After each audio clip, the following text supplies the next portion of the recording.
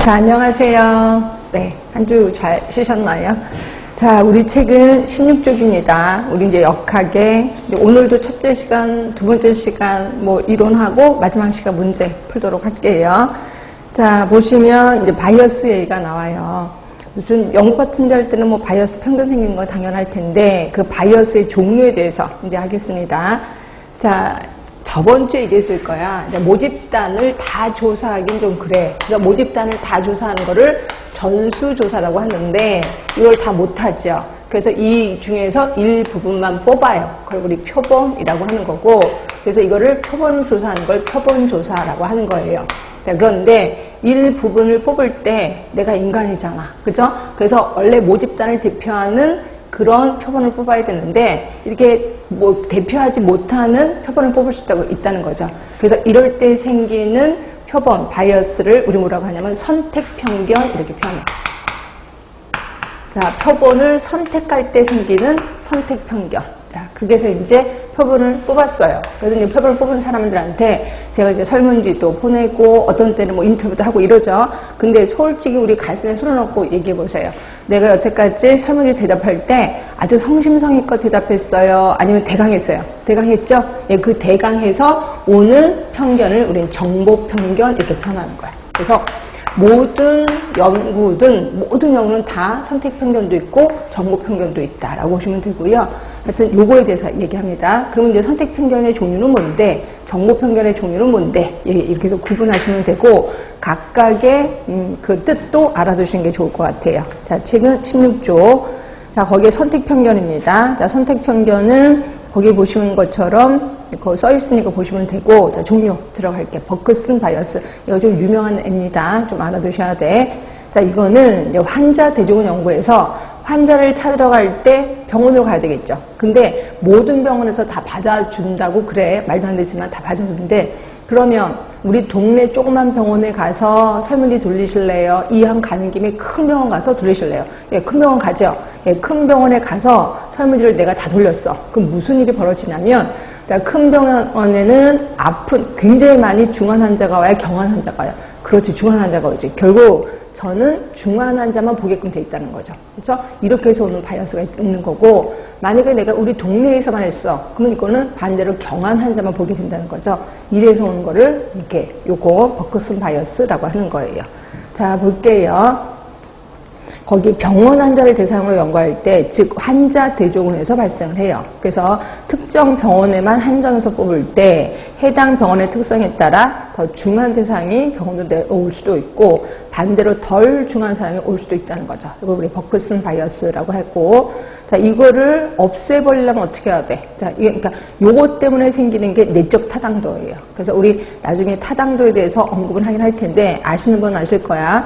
내적 타당도에 이제 신뢰가 흔들리기 시작한다. 자, 그럼 이걸 없애기 위해서 어떻게 해야 되느냐? 여러 등급의 병원을 찾아가면 되는 거죠. 큰 병원에 몇 명, 조그만 병원에 몇 명, 중간 병원에 몇 명. 이게 없어질 겁니다. 이게 좀 버크슨 바이어스. 자, 그러면 두 번째 보시면 선택적 생존 바이어스예요. 요거는 우리 쪽에서는 아직까지 안 나왔는데 다른 쪽에서 문제가 좀 많이 나옵니다. 예를 들어서 내가 자살을 한 사람을 대상으로 내가 이제 연구를 할 거야. 논문을 하나 쓸 거예요. 이때 사람의 뭐 심정 이런 거에 대해서 논문을 쓴다고 합시다. 그러면 저는 자살을 한 사람을 대상으로 인터뷰를 해야 돼요. 근데 자살한 사람은 내가 인터뷰할 수 있어 없어? 이미 죽었잖아요. 그래서 인터뷰 못 하는 거죠. 그러면 저는 어떻게 해? 자살을 경험한 사람을 대상으로 논문을 쓴단 말이에요.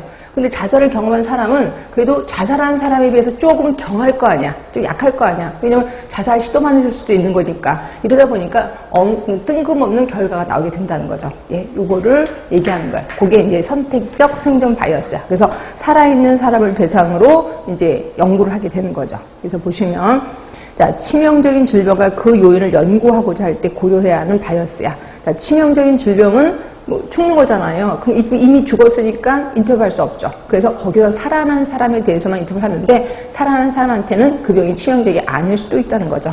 이런 거를 우리 선택적 생존 바이어스라고 하는 거고, 자, 요거는 어디서 많이 나타나냐면 단면 연구, 단면 조사 연구, 그 다음에 후향적, 역사적 코호트에서 주로 일어난다.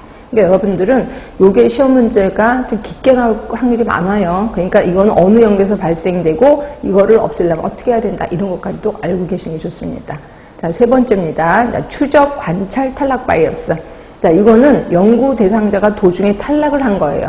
그러니까 어느 연구에서 일어나겠다? 그렇지, 코호트 연구에서 일어나겠다라고 보시면 돼요. 그래서 코호트 연구에서 중도 탈락이 생겼어. 그럼 중도 탈락을 한 분이 더 많은 정보를 갖고 있을 수 있잖아. 그런데 그 사람을 제외시키니까 이 연구 결과가 이상하게 나온다는 거죠. 이걸 우리 추적 관찰 탈락 바이어스라고 하는 거고, 옆에 건 읽어보시면 됩니다. 자, 뒤로 갈게요.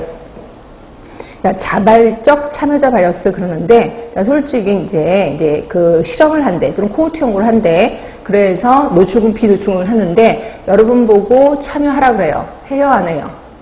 어떤 사람은, 나 그거 흥미 있는데? 그래서 참여를 한단 말이에요. 어떤 사람은, 귀찮아, 나 뭐 그런 거 귀찮아. 이렇게 된다는 거죠. 결국, 참여하는 사람들은 자기가 하고 싶어서 하는 거야. 그러다 보니까 연구에 조금 더 적극적이게 되죠. 그럼 당연히 연구 결과가 좋게 나올 수밖에 없다는 거죠. 이렇게 해서 오는 바이어스가 자발적 참여자 바이어스. 그래서 원래는 그 연구를 할 때는 자발적이든 자발적이지 않든 다 선택을 해야지 결과가 올바르게 나온다라고 보시면 됩니다. 하여튼 이거를 자발적 참여자 바이어스. 자, 5번에 보시면 무응답 바이어스라고 있습니다. 자, 가끔가다 제가 이제 논문을 쓸 때 이제 설문지를 돌려요. 그러니까 설문지를 다 돌려서 그다음에 이제 설문지를 갖고 오잖아요. 그러면 이제 제가 답을 다 썼는지 안 썼는지 한번 훑어봐야 돼요. 근데 이게 법에 걸리게끔 되어 있습니다. 그래서 어떻게 하냐면 그냥 받고 그냥 선물을 드리고 이러거든요. 그럼 내용을 확인하는 거는 집에 가서 할 수밖에 없어. 그래서 제가 11장짜리 설문지를 돌렸는데 이렇게 해서 다 받았거든요. 중학교 2학년을 대상으로 다 받았어요. 그래서 이제 잘했지 이렇게 말만 하고 다 답변 다 했지 이렇게만 확인만 했습니다. 그러고 나서 집에 와서 딱 보는데 10장까지는 정말 성심성의껏 대답을 잘한 것 같아. 근데 11장째는 다 비어있는 거예요. 이럴 때 이거 어떻게 해야 돼? 이 설문지 버려야 됩니다. 기가 막힌 거죠. 그래서 이건 슬쩍 또 내가 이제 연구자가 슬쩍 답을 이상하게 이제 그걸 약간 위조를 하는 거죠. 이런 경우도 있습니다. 근데 원래는 이걸 다 버려야 된다라고 보시면 됩니다. 이게 이거예요. 무응답자 바이어스를 무응답자들을